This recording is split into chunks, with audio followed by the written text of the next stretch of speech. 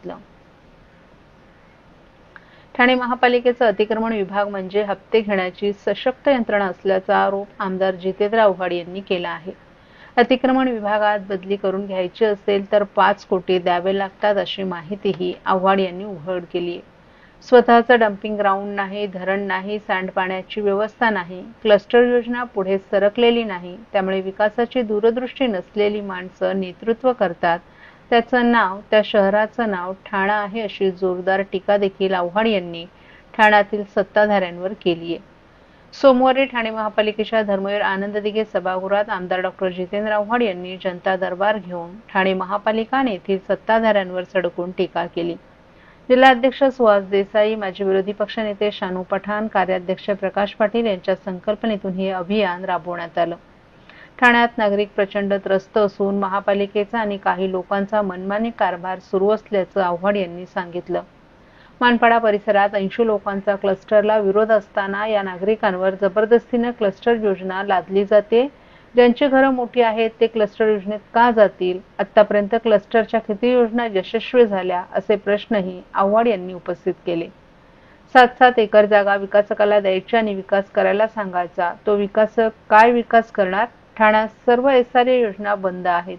SRA योजनेचा समावेश जबरदस्तीने क्लस्टरमध्ये करण्याचा घाट घातला असल्याचा आरोपही आव्हाड यांनी केला। गेल्या 45 वर्षात ठाणेकरांसाठी धरण बांधता आलं नाही। आपण स्वतः शाही धरण आणलं होतं, ते का करू शकले नाहीत? 2000 कोटींचे रस्ते बांधले जातात, मग धरण का बांधता येत नाही असा प्रश्न आव्हाड यांनी उपस्थित केला। ठाणेकरांना पाणी नाही, ओसी देताना विकासकाला सांगितलं जातं नागरिकांना पाणी देण्याची जबाबदारी तुमची। मग विकासक पाणी देण्यास सक्षम नसेल तर त्याला ओसी का दिली जाते? यापुढे सर्व नवीन बांधकामांना ओसी देणं बंद करा अशी मागणी देखील आव्हाड यांनी पालिका आयुक्तांकडे जनता दरबाराच्या माध्यमातून केली आहे। गल्लोगल्ली कचरा आहे, पाणी नाही, अख्ख्या शहरातील नालेसफाई ठप्प आहे, प्रत्येक तलावात सांडपाणी सोडलं जातं, मग मलनिस्सारणाचा निधी गेला कुठे? गेल्या 45 वर्षात वॉटर आणि गटाराची सुविधा करता आली नाही आणि आमची महापालिका श्रीमंत महापालिका आहे असं दाखवलं जातं अशी टीकाही आव्हाड यांनी केली। महाराष्ट्रातील भगिनींना आधार देणारी राज्य शासनाची मुख्यमंत्री माझी लाडकी बहीण योजना। या योजनेअंतर्गत अल्प उत्पन्न गटातील 21 ते 65 वयोगटाच्या भगिनींना मिळणार दरमहा 1500 रुपयाची मदत। अर्ज करण्यासाठी 31 ऑगस्ट 2024 पर्यंत मुदतवाढ। कुटुंबाचं वार्षिक उत्पन्न 2.5 लाख रुपयांपेक्षा कमी असलेल्या महिला पात्र। कुटुंबाकडे पिवळं किंवा केशरी रेशन कार्ड असल्यास उत्पन्नाचा दाखला आवश्यक नाही। पांढरं रेशन कार्ड असेल किंवा रेशन कार्ड नसेल तर कुटुंबाचं वार्षिक उत्पन्न 2.5 लाखांपेक्षा कमी असल्याचा दाखला आवश्यक। योजनेसाठीचा ऑनलाईन अर्ज नारी शक्ती दूत ऍप वरून किंवा पोर्टलवर भरता येईल। ज्या भगिनींना ऑनलाईन अर्ज भरता येत नसेल त्यांच्यासाठी अंगणवाडी, ग्रामपंचायत, वॉर्ड ऑफिस, सेतू सुविधा केंद्रामध्ये किंवा आशाताई बचत गटाच्या CRP यांची मदत उपलब्ध। आता आपल्याला अभिमानाने म्हणता येईल, सुखी आणि सुरक्षित आहे माझी लाडकी बहीण। ठाणे जिल्ह्यात 1 लाखाहून अधिक विद्यार्थी 10वी परीक्षेत उत्तीर्ण झाले असून विविध शाखांमध्ये 11वीच्या प्रवेशासाठी ठाणे जिल्ह्यातील 454 महाविद्यालयांनी दरवाजे उघडलेत। जिल्हा शिक्षण विभागानं ऑनलाईन प्रवेश सुरू झाल्याची माहिती दिली आहे। 11वीत प्रवेश घेऊ इच्छिणाऱ्या विद्यार्थ्यांसाठी 454 कनिष्ठ महाविद्यालयांनी आपले दरवाजे उघडलेत। त्यामुळे सर्व विद्यार्थी आणि पालकांनी वेळापत्रकानुसार ऑनलाईन नोंदणी आणि प्रवेश प्रक्रिया पूर्ण करावी असं आवाहन शिक्षणाधिकारी ललिता दहितुले यांनी केले। 10वीची परीक्षा उत्तीर्ण केल्यानंतर आता विद्यार्थ्यांची 11वी प्रवेशासाठी लगबग सुरू झाली आहे। प्रवेश प्रक्रियेसाठी आवश्यक असलेली कागदपत्र, आधार कार्ड, जातीचे दाखले मिळवण्यासाठी विद्यार्थी पालक सेतू कार्यालयांमध्ये चक्रा मारत आहेत। मात्र 11वी प्रवेश प्रक्रिया नेमकी कधीपासून सुरू होणार याबाबत उत्सुकता होती। अखेर जिल्हा शिक्षण विभागानं 11वी प्रवेशाची प्रक्रिया सुरू असल्याचं जाहीर केलं असून त्यासंबंधीचं वेळापत्रकही प्रसिद्ध केले। त्यानुसार सोमवारी 19 मे पासून विद्यार्थ्यांसाठी पोर्टल सुरू करण्यात आलं असून 12 जून पर्यंत प्रवेश प्रक्रिया पूर्ण करण्यात येणार आहे।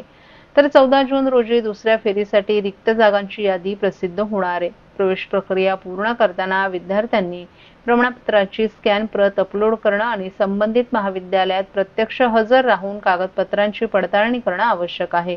विद्यार्थ्यांनी प्रथम पसंती मिळाल्यास तिथेच प्रवेश घेणं अनिवार्य राहील. एकदा प्रवेश घेतल्यानंतर तो अंतिम मांडण्यात येईल. त्यामुळे पालकांनी आणि विद्यार्थ्यांनी यामध्ये गांभीर्यानं सहभागी व्हावं आणि वेळापत्रकाचे काटेकोर पालन करावं असं आवाहन शिक्षण विभागामार्फत करण्यात आलंय.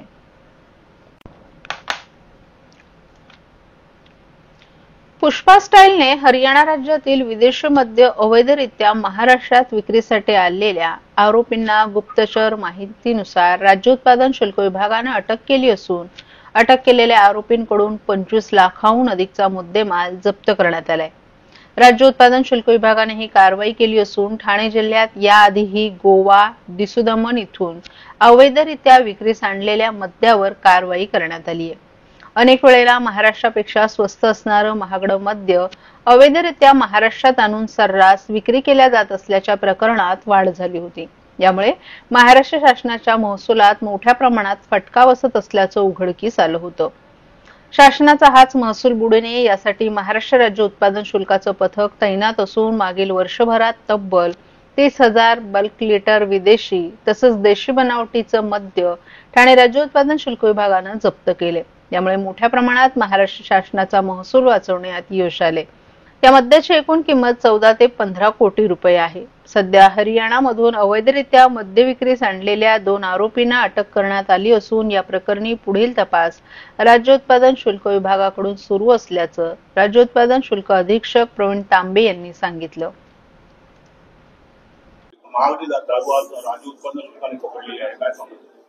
राज्य उत्पादन शुल्क विभागाचे आयुक्त माननीय श्री राजेश देशमुख साहेब यांच्या मार्गदर्शनाखाली कोकण विभागीय पथकाचे निरीक्षक श्री दिगंबर शेबाळे यांना गुप्त बातमीदारामार्फत अशी माहिती मिळाली की हरियाणा राज्यातनं ज्या ठिकाणी एक्साइज ड्युटी कमी असल्यामुळे विदेशी मद्याची किंमत कमी असते अशा ठिकाणी चोरट्या स्वरूपामध्ये ठाणे जिल्ह्यामध्ये विदेशी मद्य येणार आहे अशी त्यांना खबर मिळाल्यानंतर एक पहाटे 5 वाजण्याच्या सुमारास कल्याण बायपास रोडला त्यांनी एका संशयित वाहनाची तपासणी केली असता बाहेरच्या बाजूला रिकामी प्लास्टिकच्या पाण्याच्या जे बॉक्स ड्रम आहे तर त्याच्या आडमध्ये चोरकप्पा बनवून सुमारे 53 बॉक्सेस विदेशी मद्याचे जे सगळे हायर ब्रँड आहेत म्हणजे ज्याला आपण स्कॉच म्हणतो असे स्कॉचचा साठा त्यांना सापडला. हा स्कॉचचा साठा हरियाणा राज्यासाठी आयात केलेला होता परंतु महाराष्ट्र राज्यामध्ये ठाणे जिल्ह्यामध्ये त्याची चोरट्या स्वरूपामध्ये आवक झाल्याचे निदर्शनास आलं. यामध्ये टेम्पो जो पिकअप टेम्पो आहे त्याच्या किमतीसह जवळपास 25 लाखाचा मुद्देमाल हस्तगत केलाय आणि 2 आरोपींना अटक केली आहे. यानंतर पुढील तपास श्री दिगंबर शेवाळे आणि त्यांची टीम करत आहे. ते तपासामध्ये निदर्शनास येईल हा नेमका कुठे कुठे जात होता आणि 53 बॉक्स स्कॉच ही म्हणजे या लगतच्या कालावधीमध्ये एवढ्या मोठ्या प्रमाणात पहिल्यांदाच सापडली. त्याच्यामुळे याचा नेमका सोर्स काय हे तपासामध्ये निदर्शनास येईल. याच्यामध्ये सध्या तरी 2 आरोपी आहे. याच्यामध्ये तपासानंतर हा नेमका कोणाला पुरवण्यात येत होता आणि याचा मागचा किंगपिन कोण सूत्रधार कोण हे तपासामध्ये निदर्शनास येईल.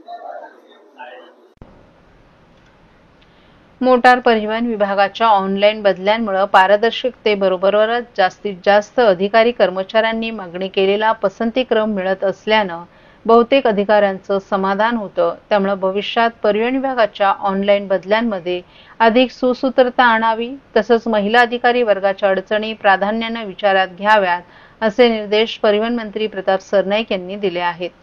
परिवहन मंत्री प्रताप सरनाईक यांच्या उपस्थितीत मंत्रालयातील त्यांच्या दालनात परिवहन विभागाकडील 159 मोटर वाहन निरीक्षकांच्या ऑनलाईन बदल्या करण्यात आल्या. या संदर्भात आयोजित करण्यात आलेल्या बैठकीस परिवहन विभागाचे अतिरिक्त मुख्य सचिव संजय सेठी, परिवहन आयुक्त विवेक भीमनवार, सहसचिव राजेंद्र होळकर आदी उपस्थित होते.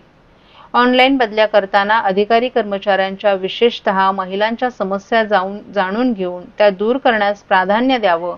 भविष्यात अधिकाऱ्यांना 3 ऐवजी 5 पसंतीक्रम दिल्यास ऑनलाईन बदल्यांमुळे जास्तीत जास्त अधिकाऱ्यांना पसंतीचं ठिकाण मिळण्यास मदत होईल. पुढील वर्षापासून ऑनलाईन बदली प्रक्रिया अधिक चांगल्या पद्धतीने राबवावी असे निर्देशही त्यांनी यावेळी दिले. तसंच यावेळी गतवर्षी राबवलेल्या ऑनलाईन बदल्या पद्धतीचा देखील आढावा घेण्यात आला.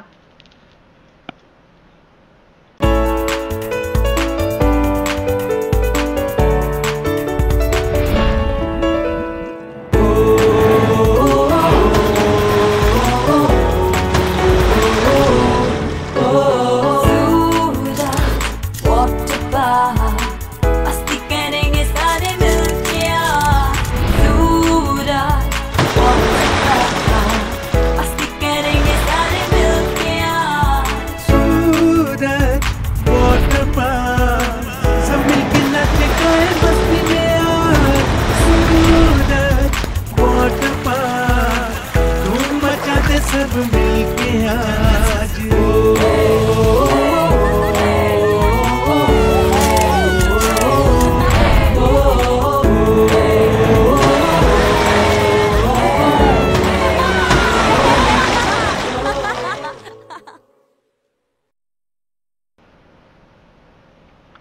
गेल्या 45 वर्षात ठाणे महापालिकेला स्वतःचं धरण बांधता आलं नाही. पाणी टंचाईच्या पार्श्वभूमीवर विकासक रहिवाशांना पाणी देण्याबाबत सक्षम नसेल तर यापुढे नवीन इमारतींना ओसी देऊ नका अशी मागणी राष्ट्रवादी शरद पवार पक्षाचे नेते आमदार डॉ. जितेंद्र आव्हाड यांनी जनता दरबाराच्या माध्यमातून प्रशासनाकडे केली आहे. काल ठाणे महापालिकेच्या धर्मवीर आनंद दिघे सभागृहात आमदार जितेंद्र आव्हाड यांनी जनता दरबार घेऊन नागरिकांच्या समस्या जाणून घेतल्या. त्यानंतर येथील सत्ताधाऱ्यांवर सडकून टीका केली आहे. ठाणे महापालिकेला गेल्या 45 वर्षात ठाणेकरांसाठी धरण बांधता आलं नाही. आपण स्वतः शाही धरण आणलं होतं, ते का करू शकले नाहीत? 2000 कोटींचे रस्ते बांधले जातात, मग धरण का बांधता येत नाही असा प्रश्नही आव्हाड यांनी यावेळी उपस्थित केला. गल्लोगल्ली कचरा आहे, पाणी नाही, अख्ख्या शहरातील नालेसफाई ठप्प आहे, प्रत्येक तलावात सांडपाणी सोडलं जातं, मग मलनिस्सरणाचा निधी गेला कुठे असा सवाल उपस्थित करत गेल्या 45 वर्षात वॉटर आणि गटाराची सुविधा करता आली नसल्याची टीका देखील आमदार आव्हाड यांनी सत्ताधाऱ्यांवर केली आहे. ओसी देताना रहिवाशांना पुरेसा पाणी पुरवठा करण्याची अट विकासकाला घातली जाते, मग विकासक पाणी देण्यास सक्षम नसेल तर त्याला ओसी का दिली जाते? यापुढे सर्व नवीन बांधकामांना ओसी देणं बंद करा अशी मागणी देखील आव्हाड यांनी पालिका आयुक्तांकडे जनता दरबाराच्या माध्यमातून केली आहे. शहराला स्वतःचा डम्पिंग ग्राउंड नाही, धरण नाही, सांडपाण्याची व्यवस्था नाही, क्लस्टर योजना पुढे सरकलेली नाही. त्यामुळे विकासाची दूरदृष्टी नसलेली माणसं नेतृत्व करतात, त्या शहराची काय अवस्था होते याचं उत्तम उदाहरण म्हणजे ठाणं अशी जोरदार टीका आव्हाड यांनी ठाण्यातील सत्ताधाऱ्यांवर बोलताना केली आहे. ठाणे सोडून बाहेर जावं लागेल. नाही अहो पाणीच नाहीये. म्हणजे एकेकाळी ठाण्यामध्ये म्हणजे दूरदृष्टी नसलेली माणसं जेव्हा सत्तेमध्ये येतात तेव्हा काय होतं याचं उत्तम उदाहरण ठाणे आहे.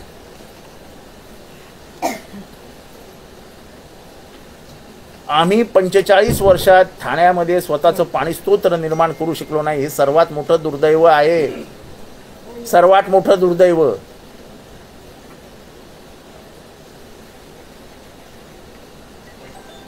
आणि हे आम्ही विधानसभेत पण मांडतो की पाणी भीक मागून आणावं लागतं, भीक मागून. कधी MIDC कडे भीक मागतो आम्ही, कधी स्टेमकडे भीक मागतो आम्ही, कधी इरिगेशनकडे भीक मागतो आम्ही. आणि उत्तर ठरलेलं आहे, आम्हाला निवडून देतात लोक. सर काळू धरण होणार का? त्यांची मानसिकताच नाहीये. कारण विधिमंडळात वारंवार धरणाबाबत प्रश्न विचारला असतात. नवी मुंबईची आतापर्यंत ठोस काही पावलं उचलली जात नाही. अहो ह्यांनी आजपर्यंत एकही ठोस पावलं उचललं असेल असं एकही धरणाचं यांनी नाव सांगावं. शाही धरण मी घेऊन आलो, मी असं सांगतो मी. आणि ते का घालवलं हे मलाच माहिती आहे. म्हणजे मानसिकताच नाही.